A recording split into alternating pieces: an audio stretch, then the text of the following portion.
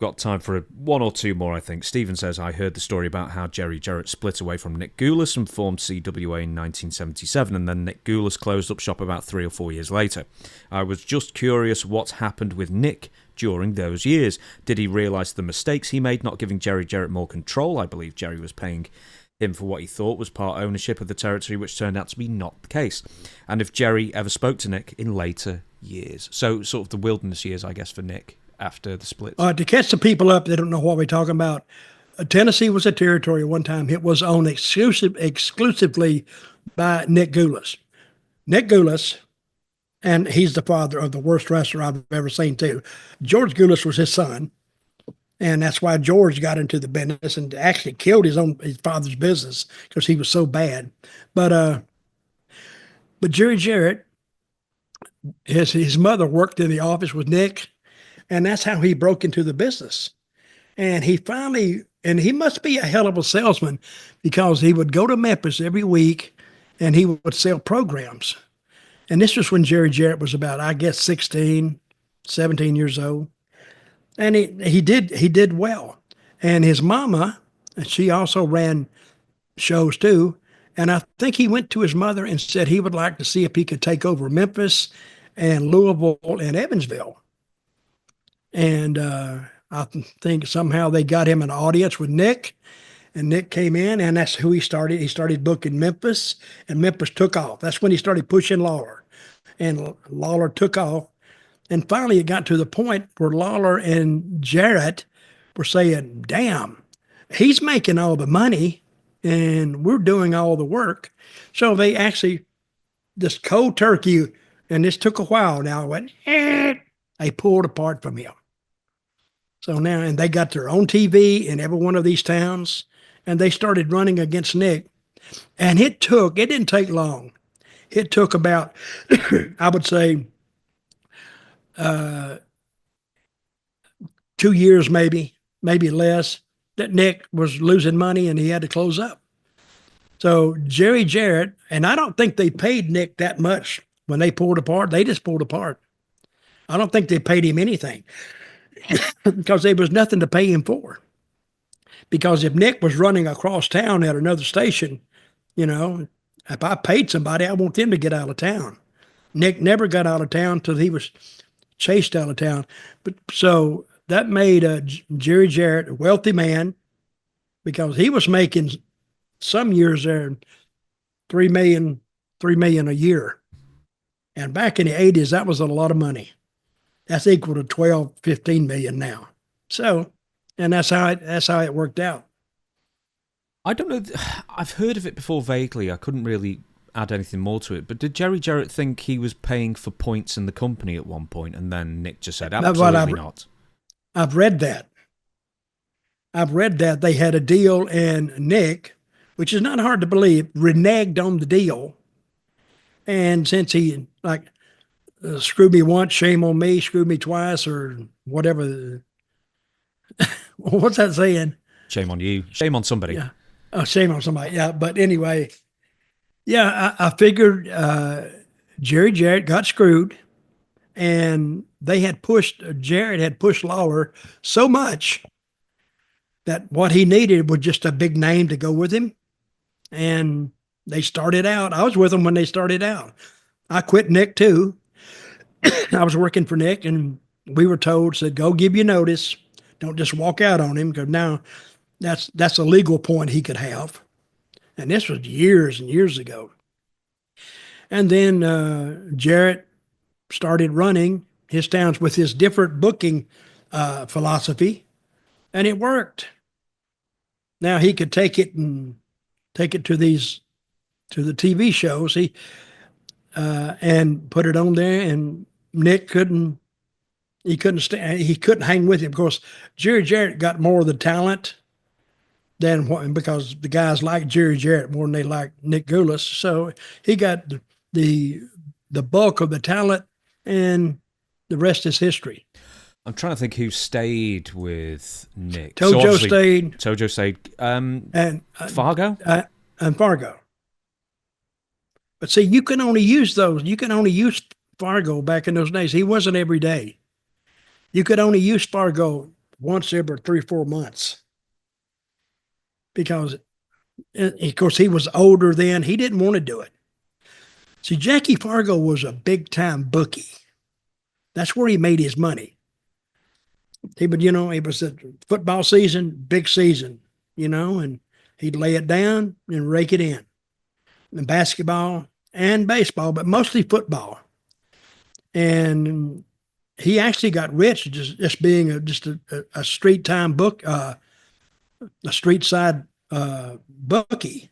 Guys would just they all knew where he lived. They just go over there and lay their bets down, or you call him up and he just mark you down.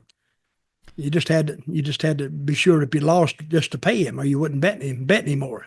But his two guys that could have helped him more, and who wrestling fans recognized the name, was Tojo and Jackie, and they went with Nick. But then later on, when Nick closed up, Jarrett, he brought him in because he knows them. He brought Jackie in. Jackie drew a big house. He brought in Tojo. Tojo drew a big house. So he in the wrestling business. This is the thing about the wrestling business. I've heard guys said, "Weren't you working for, say, Jarrett?" And they say, "Yeah, I quit. That son of a bitch, blah, blah, blah, blah." Just cuss him like a dog. "I'll never work for that son of a bitch again." Then you bring it up to Jarrett. You say, "Hey, what about the guy? Screw him. I'll never book that son of a bitch. I don't give a shit. I'm done with him. Just done." Well, let about a year go by, and the territory drops down a little bit. They're not drawing anymore. And this guy over here, he's in all the territory. It's not doing. He's looking for a place to go. They called Jerry up, and Jerry just called him a son of a bitch. And they hated each other a year earlier. "Hey, Jerry, Bill here. Bill, how you doing, buddy? Where are you? Blah, blah, blah, blah. Hey, you want to make a move? Well, I was thinking about it. Hey, won't you come here?" And that's it. As soon as he could get there, he'd be booked in. I'm looking at a card from 1980 for Nick Gulas' territory, and there's a couple of names that stand out as young rookies at the time. Obviously, Bobby Eaton, who was saddled with George Gulas at the Jet Set, but also Coco Beware, or Coco Ware at the time. A couple more names: Hector Guerrero, Luke Graham, which is worth mentioning, Ken Lucas as well, and the Blonde Bombers, Larry Latham and Wayne Ferris. Well, he had a little bit of talent, but Nick was known as really a bad guy to get your money from. He just wouldn't pay guys. And that's where guys, they wouldn't give a notice. They would just leave. Say, "Screw it, I'm out of here." Because they couldn't make enough money to continue. They couldn't make enough money to feed themselves and pay their bills. Yeah, he had a bad name in the wrestling profession. The only way you could work for Nick was get a straight up guarantee every week of what you were going to get, 600, 800, or whatever. And then as soon as that guarantee didn't make it, that's when you needed to leave right then. Common sense tells you that. Couple more names I'm going to mention. Pat Rose. I don't know if I mentioned that before. Duke Myers. Rocky Brewer, which is an interesting name. But here's Gypsy Joe, which we've talked about before. He was there for quite a while in 1980. But one that I want to bring to your attention before we shut down the show, Gorgeous George Jr., who I think retired in 1980. I've never seen Gorgeous George Jr. in action. I think this had to be a part of, I think it was a year may have been a year I wasn't there in 80, so I don't know where this card came from. So what town was this? That was the fairgrounds in Nashville. And that's a pretty big card for the fairgrounds too. Yeah. Nick Gulas would shut up shop in 1980. Just to mention, George Gulas did wrestle a couple events for Georgia Championship Wrestling in 82.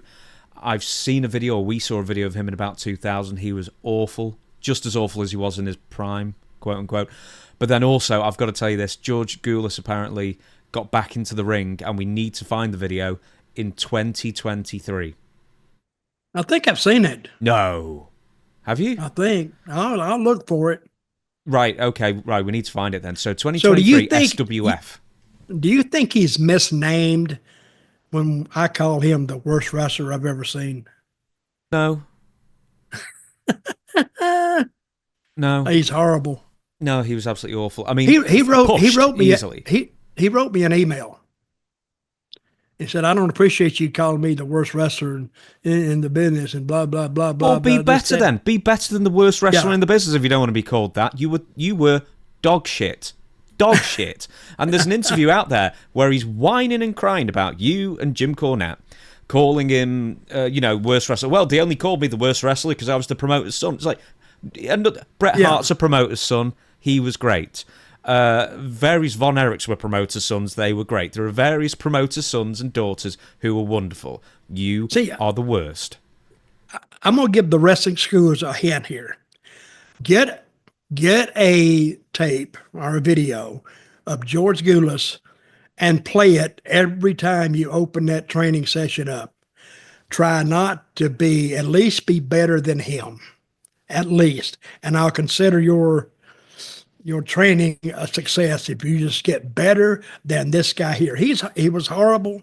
He gave horrible interviews. He had a lisp, and he was embarrassing. He really was. He had a pigeon chest. Awful in every. You just a zero across the board. Right. Okay. He used to do this. He would used to say the Kiwanis Club. You've heard of the Kiwanis Club? No. Okay, it's a club in town. They do something. Or the Rotary Club or something. It's a citywide city club. But he would go in there and he would want to play basketball before the wrestling match. And he would go in there and he'd get his own little team together. And the Kiwanis Club, they get their own. But he would get some of those Vanderbilt, just ex. They were through playing basketball, but they were really good. And he would go in there with some of those guys, and they'd beat the team like 80-10.